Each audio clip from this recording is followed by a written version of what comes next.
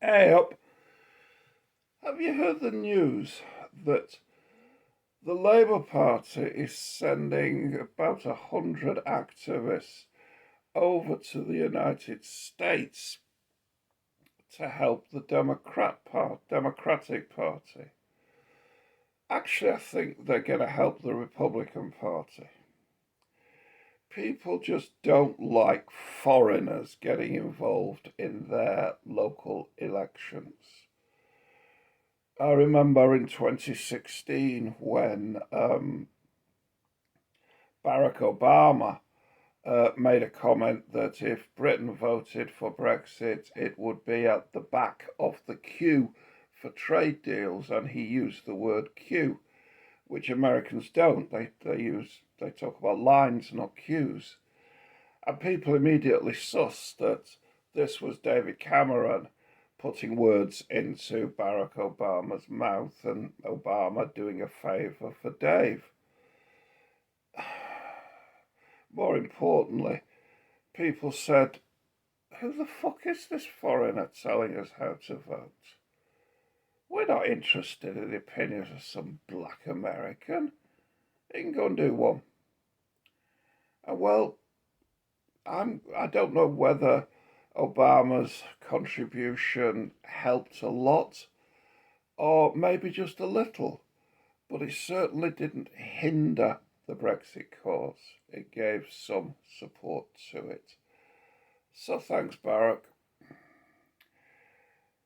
Now, this is not the first time that the British bourgeois left. And the Labour Party is very much a party of the bourgeois left these days. So it's not the first time that the British bourgeois left has sought to involve itself in American politics and has had the reverse effect that it intended. Let's cast our minds back to 2004. George Bush Jr. was the candidate for re-election, and he was up against John Kerry, a man who had all the charisma of a lump of wood. Bush Jr. looked like a smirking chimpanzee, so, I found both of them equally distasteful. Nevertheless, the Guardian newspaper, a newspaper that personifies bourgeois liberalism to a T, decided that what the good people of Ohio needed was advice from Guardian readers. So they looked for a county that could have gone either way. They selected Clark County, and they then encouraged people, Guardian readers, to vote, to write to undecided voters in Clark County. And all hell broke loose. The end result of this stupidity was that the vote for the Republican Party increased by about 3% in 2004 over what it had been in the year 2000. Clark County went Republican, and the state of Ohio went Republican. Now, Ohio in those days was still regarded as a bellwether state.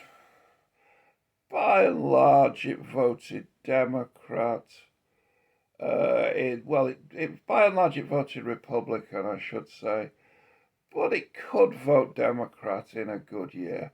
It voted for Bill Clinton twice in the 1990s, and it voted for Barack Obama twice. Other than that, sort of reliably Republican.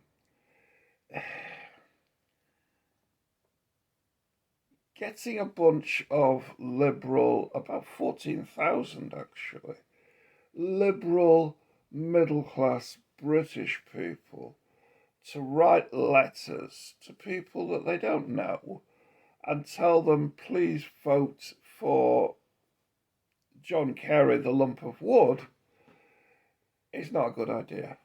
Was not a good idea. And it's an idea that should have been kicked firmly in the head at the time.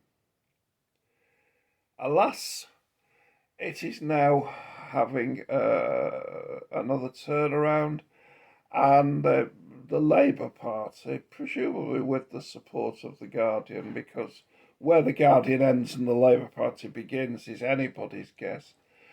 They're trying it out. They're sending volunteers over to the United States. If I was an American and a Republican, I would be rubbing my hands with glee at all these effete middle-class Englishmen going over and telling my people how to vote. This idea is very, very foolish, and all it will do is add to the voter tally that Donald Trump is going to amass. Think on, folks.